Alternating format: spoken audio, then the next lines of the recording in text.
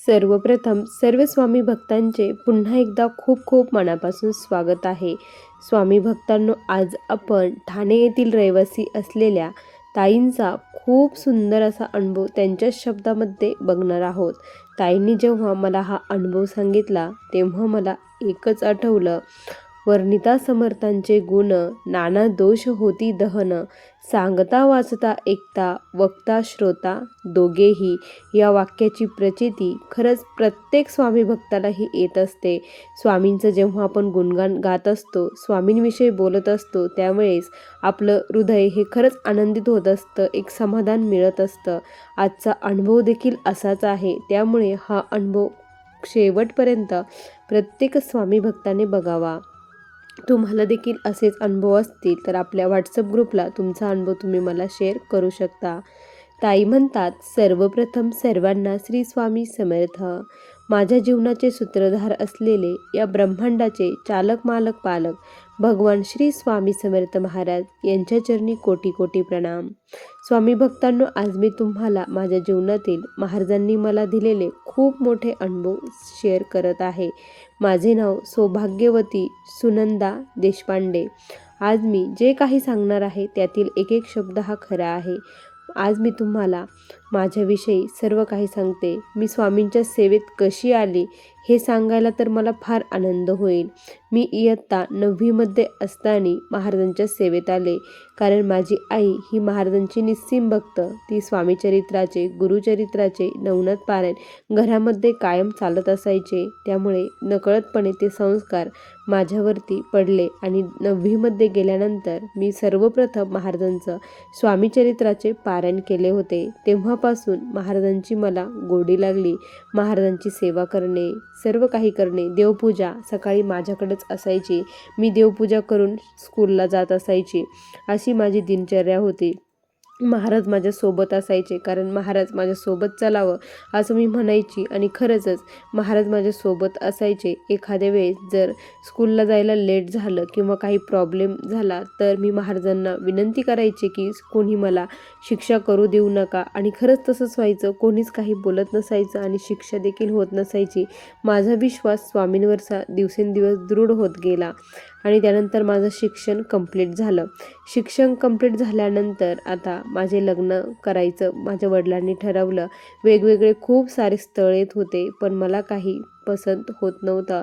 वडिलांना पसंत होत नव्हतं. जर कधी पसंती झाली तर आमची पत्रिका जुळत नसायची.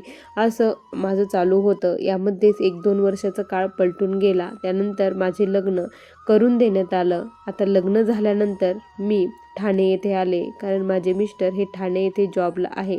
मी ठाणे येथे आल्यानंतर मला फार वेळ मिळायचा, कारण महाराजांची सेवा करण्यासाठी वेळ फार असायचा. पण म्हणतात ना की नवीन लग्न झाल्यानंतर सुखी संसार होत असतो. 1 वर्ष खूप सुखात नवीन जोडीचं जात असतं, पण माझ्या बाबतीत उलटेच झाले. असं माझ्या बाबतीत कधीच झालं नाही. लग्न झाल्यानंतर संघर्ष मला बघायला मिळाला. आमचे लग्न हे घाई गडबडीमध्ये करण्यात आलं होतं, कारण माझे सासरे हे खूप सिरियस होते. त्यांची प्रकृती बरी नसल्यामुळे घाई गडबडीत लग्न झालं आणि 1 महिन्यामध्ये सासरे एक्सपायर झाले. त्यामुळे 1 वर्ष आमच्या घरामध्ये कुठला सण वगैरे काहीच झालं नाही. 1 वर्षापर्यंत आपलं जे काही नवीन असतं, सण जर आले तर आपण किती आनंदामध्ये ते सण साजरे करतो, पण 1 वर्ष कुठले सण वगैरे काहीच नाही. त्यानंतर जे काही दुःख आयुष्यामध्ये सुरू झाले ते थांबायचं नावच घेत नव्हते. दुसऱ्या वर्षी माझ्या मिस्टरांची नोकरी गेली. त्यामुळे तर खूप डिप्रेशन. माझे मिस्टर म्हणत होते की तू नोकरी करायची नाही. त्यामुळे आता काय करायचं, कमवणारा एकच, खाणारे एवढी मोठी अडचण. महाराजांची सेवा तर सुरूच होती माझी, स्वामीचरित्राचे पारायण चालूच होते, पण माझ्या मिस्टरांना नोकरी काही मिळत नव्हती. त्यामुळे मिस्टर म्हटले की तू आता नोकरीसाठी प्रयत्न कर, आणि मग मी नोकरीसाठी प्रयत्न करू लागले. मिस्टर ही नोकरी शोधत होते, मीही शोधत होते. मिस्टरांनी मग एका कॉलेजवरती नोकरी जॉईन केली. त्यानंतर मग मी देखील एका कंपनीमध्ये जॉबला लागली आणि आता दिनचर्या पूर्णपणे बदलून गेली. महाराजांच्या सेवेसाठी अजिबात वेळ मिळत नसायचा. त्यानंतर त्यामध्येच मला प्रेग्नेन्सी देखील राहिली आणि त्यानंतर माझं बाळ जे होतं ते मला बाळ झालं, माझा मुलगा झाला. माझे त्यामुळे जॉब सुटला. पण मिस्टरांचं जे काही कमवत होते त्यामध्ये आमचं काही एक होत नव्हतं. आमच्यावरती कर्जाचा डोंगर हा वाढत चाललेला होता. याच्यातून मार्ग कसा काढावा हे कळतच नव्हतं. मग काय करावं, तर मी वर्क फ्रॉम होम करायचं ठरवलं. पण घरी बाळाला बघून काहीतरी जॉब करू तशी स्वामींकडे विनंती केली. त्यासाठी 108 महाराजांचे पारायण देखील केले. महाराजांचे पारायण माझे सुरू होते आणि माझी देवपूजा करताना महाराजांचं मला नामस्मरण करण्याची, भजन म्हणण्याची खूप आवड होती. मी खूप त्यावेळेस महाराजांचं भजन आवड करायची, महाराजांचे गुणगान गायची. मग जे कोणी भेटेल दुःखित पीडित त्यांना स्वामींविषयी सांगायची. असं माझं त्यावेळेस चालू असायचं. पण म्हणतात ना, अचानकपणे कधी कुठलं वादळ कसं येईल काहीच सांगता येत नाही. तसंच झालं स्वामी भक्तांनो. पुन्हा एकदा दुसरं वादळ पुढे उभं राहिलं. ते वादळ शांतच होत नव्हतं, कारण मला बोलायला प्रचंड त्रास होऊ लागला. माझा आवाजच निघत नव्हता. जेव्हा मी संध्याकाळी शुभम करोती म्हणली, त्यामध्ये जी ओळ आली आरोग्यम धनसंपदा, त्यावेळेस मला खूप रडायला यायला लागलं. खरंच आपलं जर आरोग्य व्यवस्थित असेल तर आपण सर्व काही करू शकतो. जर आरोग्यच व्यवस्थित नसेल तर आपण काहीच करू शकत नाही. कितीही पैसे मिळवले तरीही आपण काही एक करू शकत नाही. माझा आवाज पूर्णपणे बसला. मला बोलायला देखील खूप त्रास होऊ लागला. आता काय करायचं हे नवीनच संकट पुढे उभं राहिलं. आणि त्यानंतर महाराजांना मी कळवळून विनंती केली की स्वामी, हे काय चालू आहे हे बंद करा. तुमचं माझ्याकडे लक्ष नाही का? किती भक्तांवर तुमचं लक्ष आहे म्हणतात. भक्तांचे तुम्ही भक्तवत्सल आहात, तर मग माझ्यावरती का बरं लक्ष नाही? माझी सेवा तुमच्यापर्यंत पोचत नाही का? असं स्वामींना म्हटली. त्यानंतर मग मिस्टर म्हटले आपण हॉस्पिटलला जाऊन येऊया. म्हणून आम्ही हॉस्पिटलला गेलो. डॉक्टरांनी बघितलं, चेकअप वगैरे केले, गोळ्या औषध दिले. ते म्हटले इन्फेक्शन असेल तर होईल, बरं होऊन जाईल. गोळ्या औषध दिले, त्या गोळ्या औषध घेतल्या, पण काही एक फरक नाही. आणखी माझा त्रास वाढला. आवाजच आता निघत नव्हता. मला काय करावं तेच कळत नव्हतं. मग डॉक्टरांनी सांगितलं होतं, बरं नाही वाटलं तर तुम्ही कान नाक घसा तज्ज्ञ डॉक्टरांकडे जाऊन तुम्ही बघून घ्या. आणि मग मला बरं वाटलं नाही म्हणून मी कान नाक घसा तज्ज्ञ डॉक्टरांकडे गेले. तिथे गेल्यानंतर डॉक्टरांनी सर्व काही बघितलं. घशामध्ये जे काही प्रॉब्लेम आहे त्याची सर्व टेस्ट वगैरे केल्या. तर त्यांनी सांगितलं की माझ्या कंठाच्या जिथे आपला आवाज निघतो त्या ठिकाणी गाठ आलेले आहे. हे ऐकून मला तर प्रचंड धक्का बसला. डॉक्टर म्हटले की जर बरं नाही झालं तर आपल्याला याचं ऑपरेट देखील करावं लागेल असं म्हटले. त्यावेळेस मला खूप भीती वाटली. मी पुन्हा महाराजांचं जेव्हा स्वामीचरित्र करत होते, डॉक्टरांनी 8 दिवसांनी बोलावलं होतं की तुम्ही 8 दिवसानंतर या, म्हणून चेकअप करू, काय आहे ती बघून आणि लगेच ऑपरेशनचा निर्णय घेऊया. मी महाराजांपुढे बसली आणि महाराजांपुढे खूप रडायला लागली की महाराज, मला हे ऑपरेशन करायचं नाही. ऑपरेशन केलं आणि ती जर गाठ पुन्हा चेकअपला वगैरे पाठवली आणि जर त्याच्यात कॅन्सर असला तर मग काय करायचं? मला प्रचंड भीती वाटू लागली. माझ्या मनामध्ये प्रचंड निगेटिव्ह विचार येऊ लागले. काय करावं ते काहीच कळेना. त्यामध्येच काय झालं की त्या 8 दिवसामध्येच आमचं अक्कलकोट येथे जाणं झालं. मिस्टरांची खूप दिवसाची इच्छा होती अक्कलकोटला जायची. ती इच्छा पूर्ण झाली, महाराजांनी पूर्ण केली. मी महाराजांच्या तिथे जाऊन प्रचंड रडले. समाधी मंदिरामध्ये गेल्यानंतर महाराजांची तिथे मी जी काही गादी होती, ती पालखीची गादी तिथे ठेवलेली होती. त्या पालखी तिथे डोके ठेवलं आणि जी काही ती हे आहे गादी आहे, ती गादी माझ्या घशाला खाली अशी लावली. त्यानंतर महाराजांचं तिथेच बसून मी पारायण केलं. एक पारायण कंप्लीट झालं. स्वामीचरित्राचं पारायण केलं, मिस्टरांनीही केलं. त्यानंतर महाराजांना काहीतरी मागावं म्हणून मी महाराजांपुढे माझा पदर पसरला आणि महाराजांना म्हटले की स्वामी, या संकटातून मला बाहेर काढा. मला तुमचं गुणगान गायचं आहे, मला तुमची सेवा करायची आहे, मला तुमचे भजन म्हणायचे आहे. माझ्याकडून हा हक्क हिसकावून घेऊ नका. मी तुमचं लेकरू आहे. माझ्या मुखातून मला तुमचंच गुणगान गायचं आहे. याने व्यतिरिक्त मी काहीच करणार नाही. मी तुम्हाला आज शब्द देते की माझ्याकडून जेवढं होईल तेवढं मी नामस्मरण करेल, तुमची सेवा करेल, भजन करेल, या मुखातून चांगल्याच गोष्टी बोलण्याचा प्रयत्न करेल. मला फक्त माझं जी काही पूर्वीची वाचा होती ती वाचा द्या, असं महाराजांना कळवळून विनंती केली. आणि जो ग्रंथ होता तो देखील ग्रंथ मी माझ्या घशाला चोळला, त्यानंतर खाली ठेवला.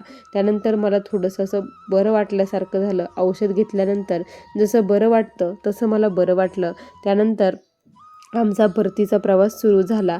आम्ही परत येत होतो. त्यानंतर आम्ही घरी आलो. घरी आल्यानंतर जेव्हा मी मठात गेले, मठात मी दररोज आरती वगैरे सर्व काही गायन करत असायची आणि हे झाल्यापासनं मी आरती घेतलीच नाही. त्या दिवशी नेमकं मठामध्ये कोणीच आलं नव्हतं आरती म्हणण्यासाठी. कोणीच माईक हातात घेत नव्हता, की मग आता काय करावं? तर सर्वजण म्हटले, "ताई घ्या, महाराजांच्या आरतीची वेळ झाली, आरती घेऊया." मला खूप टेन्शन आलं, की आता माझा तर आवाज निघत नाही आणि मी याच्यातून आरती कशी म्हणणार? मला खूप टेन्शन आलं. महाराजांनाच सांगितलं, "तुम्हीच आता काय करायचं ते करा." त्यानंतर मग मी माईक हातात घेतला आणि जसा माईक हातात घेतला, मी महाराजांची आरती बोलायला लागली, तसा माईकमध्ये आवाज यायला लागला. ते शब्द ऐकून माझ्याच कानावरती मला विश्वास बसत नव्हता, की हे शब्द माझ्या मुखातून निघत आहे म्हणून. कारण एवढ्या दिवसाचा हा त्रास मी सहन करत होते. आवाज निघत नव्हता. अचानक हा आवाज निघायला लागला आणि माझी आरती वगैरे झाली. मला प्रचंड रडायला यायला लागलं, की खरंच किती अगाध लीला आहे स्वामींची. स्वामींनी आरतीचं गायन करून घेतलं. मग दुसऱ्याच दिवशी आम्ही हॉस्पिटलला गेलो. तिथे डॉक्टरांनी पुन्हा एकदा चेकअप वगैरे केलं. तर डॉक्टरांनी सांगितलं, "काय आश्चर्य आहे, जी गाठ होती ती गाठ आता तिथे नाही." असं ऐकल्यानंतर मला प्रचंड आनंद झाला. मी लगेच वरती बघितलं. डॉक्टर म्हटले, "अहो, मी तुम्हाला पुढे सांगत आहे आणि तुम्ही वरती काय बघता?" मी म्हटलं, की "ज्याने हे केलं आहे त्याचे मी आभार मानते. तुमचे देखील खूप खूप आभार मी मानणार आहे." असं मी त्यांना म्हटले. त्यांचे आभार मानले, स्वामींचे आभार मानले. त्या दिवशी मठामध्ये पेढ्याचा बॉक्स घेऊन मी गेले. कारण मला प्रचंड भीती वाटत होती. त्या भीतीतून महाराजांनी खरंच मला बाहेर काढलं. अशक्य असणारी एवढी मोठी गोष्ट स्वामींनी शक्य केली. स्वामी भक्तांनो, आणि त्यानंतर आता जो काही मी अनुभव सांगणार आहे तो तर अंगावरती शहारे आणणाराच आहे. प्रत्येक स्वामी भक्ताच्या जीवनामध्ये कठीण प्रसंग हा येतच असतो. तसाच माझा कठीण प्रसंग हा संपलेला नव्हता. त्यामध्ये माझा मुलगा हा 5 वर्षाचा झाला होता आणि आम्ही रात्री झोपलेलो होतो. सकाळी लवकर उठून मी सर्व काही आवरत असायची आणि नंतर मग माझं काम जे होतं ते काम करायची. मुलाला बघणं आणि जे काही वर्क फ्रॉम होम होतं ते काम मी करत होती. त्यामध्ये काय झालं, की माझा मुलगा सुन्न झोपलेला होता. रात्री लाईट नव्हती म्हणून मच्छर चावत होते, म्हणून आम्ही मच्छरदाणी लावलेली होती, मच्छरदाणी बांधलेली होती. मच्छरदाणीमध्ये झोपलेलो होतो आणि कडेकडेने मच्छर जाऊ नये म्हणून कडेकडेने सुद्धा जे काही आपले ब्लँकेट वगैरे असतं ते मी ठेवलेलं होतं. आणि मग माझा मुलगा 8 वाजता मी त्याला उठवण्यासाठी गेले आणि त्याच्या आतमध्ये जे काही होतं ते बघून मला प्रचंड भीती वाटली. मी खूप जोरामध्ये ओरडली. मिस्टर धावत पळत आले. "काय झालं?" ते मला म्हटले. तर म्हटलं, "आतमध्ये बघा ना काय आहे." तर मच्छरदाणीच्या आतमध्ये खूप मोठा साप होता. माझं बाळ तिथेच झोपलेलं होतं. आता काय करायचं? माझ्या पूर्ण अंगाला थरारून काटा आला, घाम आला. महाराजांचं नामस्मरण करत होती. "स्वामी वाचवा, स्वामी वाचवा" म्हणत होते. तो क्षण डोळ्यापुढून जातच नव्हता. काय करावं काहीच कळत नव्हतं. खूप रडायला येत होतं. बाळ कसं काढावं तिथून ते कळत नव्हतं, कारण तो प्रचंड मोठा साप होता. मी महाराजांचा खूप मोठा धावा केला. महाराजांचं खूप मनापासून नाव घेतलं, "महाराज धावा, महाराज धावा." आणि त्यानंतर मग माझ्या मिस्टरांनी हळूच काय केलं, की जी मच्छरदाणी होती ती मच्छरदाणी कडाने सोडून घेतली. बाळाला अलगदपणे बाहेर काढलं. त्यानंतर जो काही साप पकडतात त्यांना कॉल केला आणि आम्ही तिथेच लक्ष ठेवून होतो, की तो कुठे जातो की काय, कारण ते अंथरूण आम्ही उचललंच नव्हतं. बाळाला अलगदपणे महाराजांचं नाव घेऊन आम्ही त्याला हळूच काढलं. हा क्षण मी कधीच विसरू शकणार नाही, की माझ्या बाळाला महाराजांच्या कृपेने त्याच्या तावडीतून आम्ही सोडवलं असं म्हणायला देखील हरकत नाही.